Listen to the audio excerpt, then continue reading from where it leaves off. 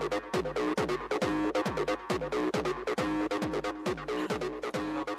audible? Okay.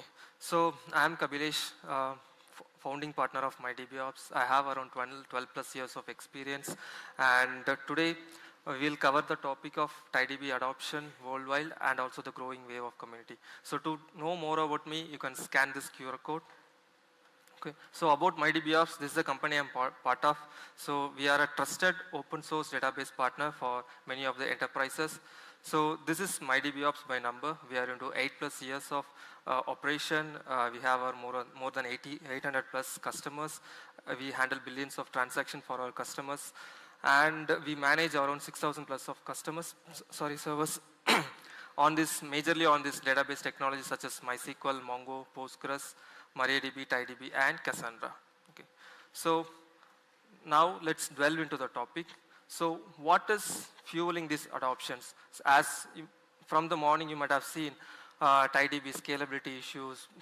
TiDB is solving the scalability issues which comes with MySQL. And here are some of the key enterprise customers and also the open source customers of TiDB. You can see Flipkart. Vaidi gave a great talk on how the journey of Flipkart began and where they are now with TiDB. Book My Show, a huge booking platform, and Delivery is into logistics. LinkedIn, again a social media platform. NinjaVan, Mani is going to give a good talk on NinjaVan. And they do Pinterest. You can see the petabyte scale of data which is being scaled with TiDB. So we'll discuss about what are the adoption, what are the reasons these big enterprises choose TiDB. Okay. The first and foremost thing is MySQL scalability bottlenecks. So the MySQL is best when you have a dataset size which is less than a terabyte or less than that. It scales really well and solves a use case for the OLTP workload.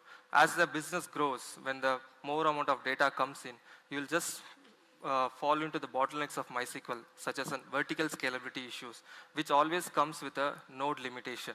So you can there is always a cap limit for the node size. You cannot upsize it all the way.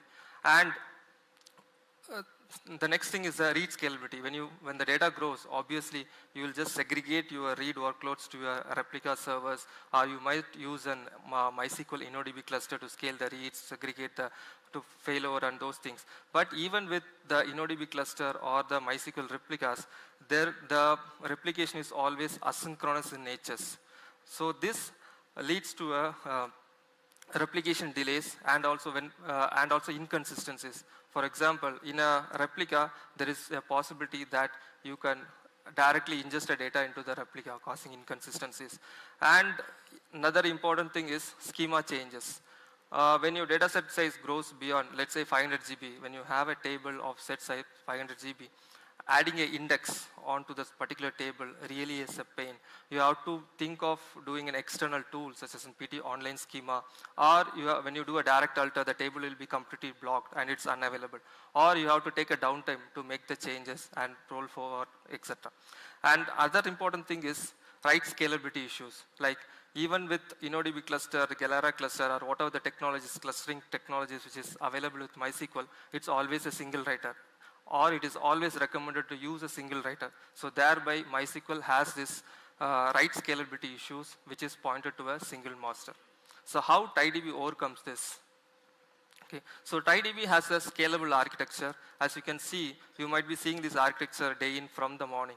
So it is a completely decoupled architecture. Like each component can scale individually, whether it's your compute layer, that is TiDB, or your storage layer, TiKV, that is a row formatted, and you have the optional TiFlash, which we'll discuss in the later for the real-time analytics, and PD, which is your brain of the cluster controlling the load balancing and much more things. Okay. So first thing, so the next important thing is now you have solved the scalability.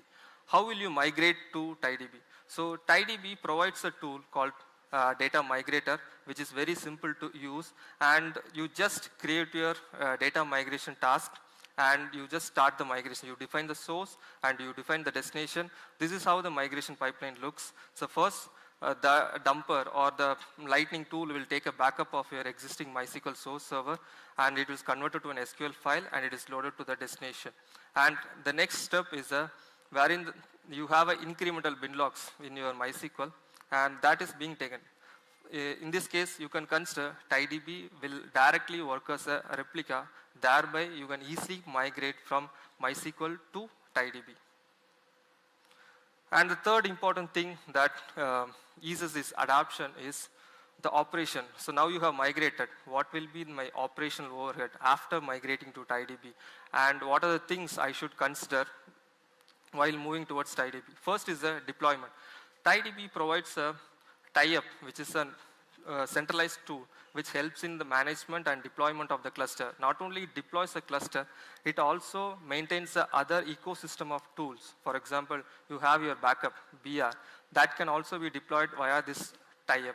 And your CDC protocols and this migration DM cluster is also being managed by tie-up. Thereby, the tie-up helps in the entire management of your system. Along with the tie-up, there is also an operator, that is TiDB operator, which is for the Kubernetes-based deployments. So again, next important thing is online DDL.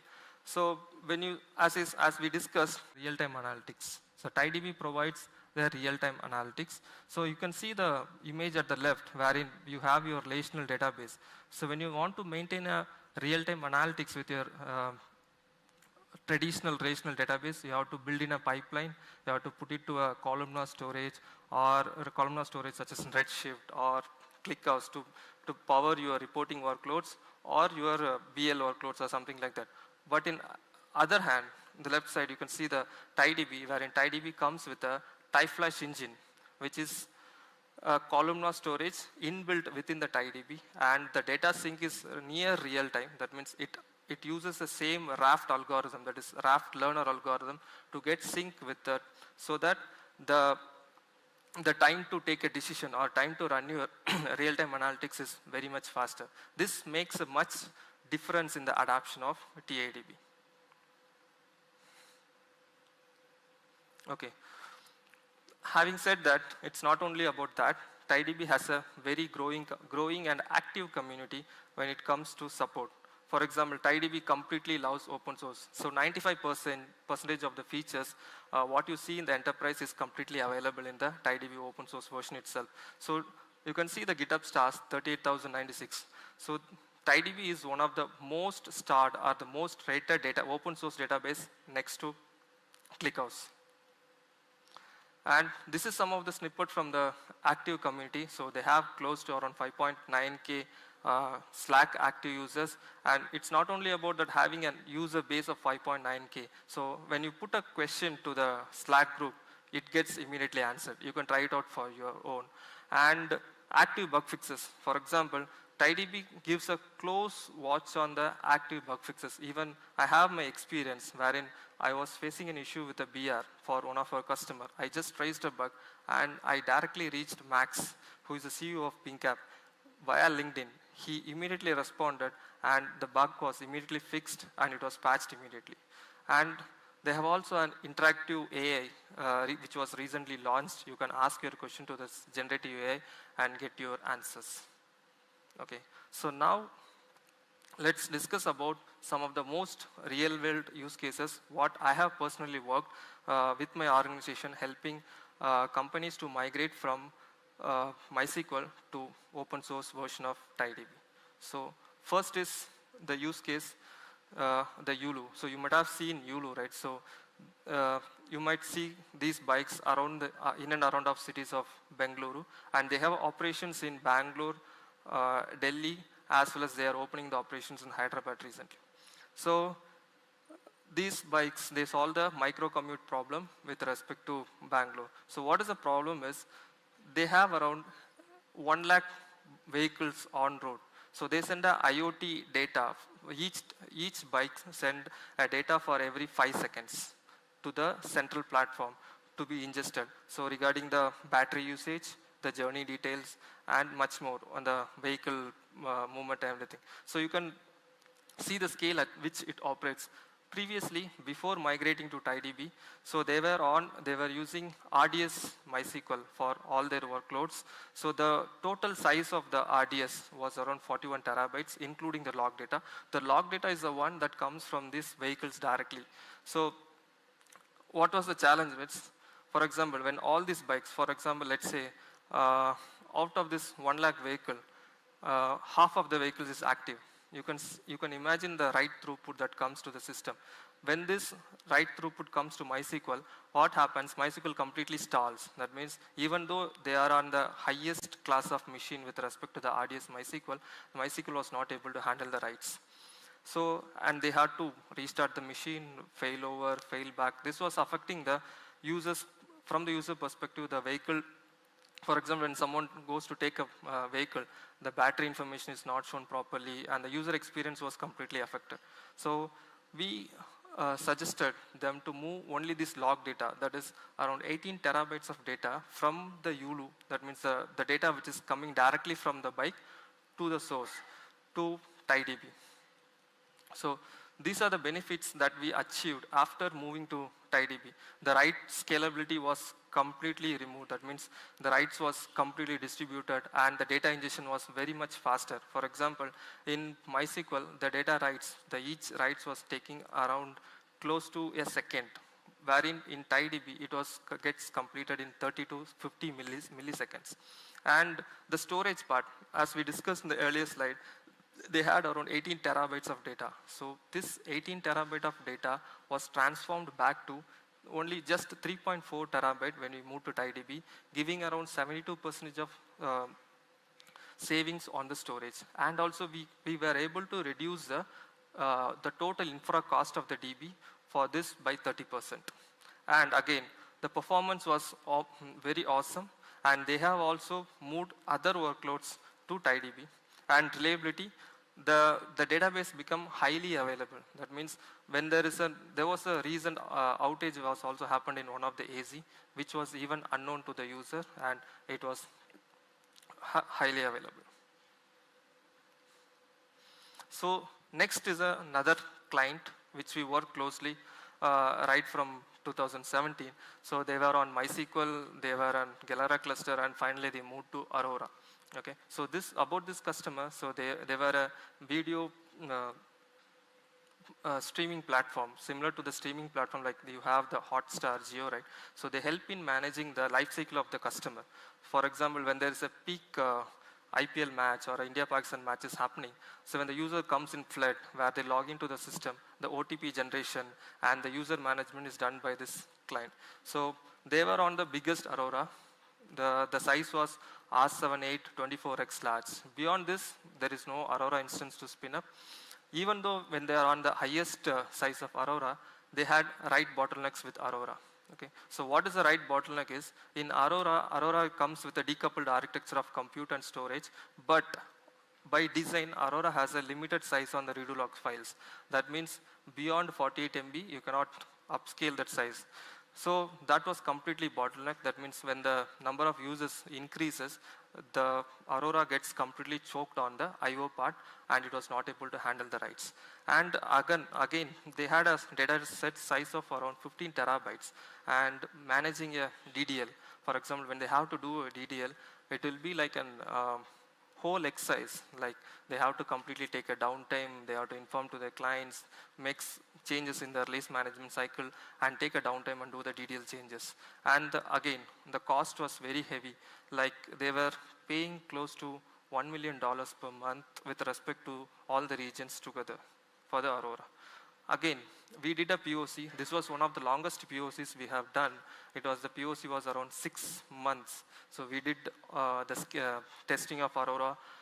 We did application testing, load testing, POCs, everything was done. And finally they certified. They were able to scale horizontally.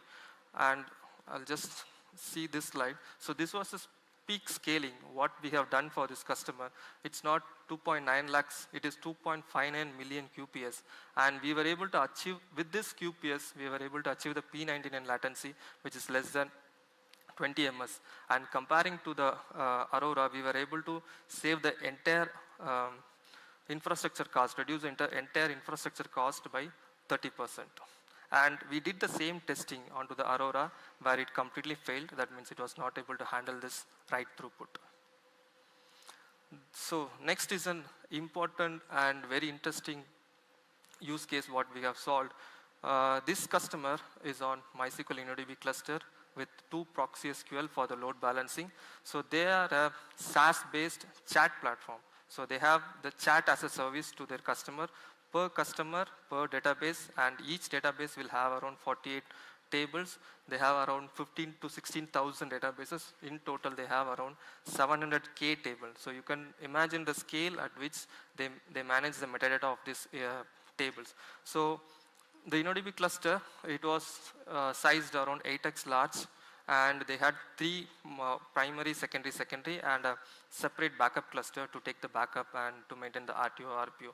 Even with these setups, even with proxy SQL as a load balancer for this cluster, the cluster faced severe scaling issues. That means when they want to onboard more customers, that means when the customer user base was increasing together, they were facing stalls. And when the activity on their application, for example, they are a SaaS platform. Some customer may be heavily used, and some customer may be a smaller customer. They have a very limited use case.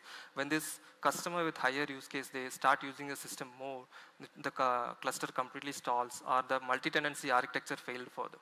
And coming back to the next thing is a bulk DDL. For example, consider doing a DDL for the 700K table, because when they do a release cycle, they have to make changes to all the tables in all the schemas. So to make the 700K updates or the changes in the table, it took more than 2 to 3 weeks altogether for a single region. They have around 4 to 5 regions altogether. And again, cost was obviously high maintaining these clusters. So again, we migrated there. First we did a POC with respect to one of the biggest region or one of the biggest client for them. And then we migrated progressively all the customers. That means now they are running with all the 4 regions with TiDB, managed with the size of the instances.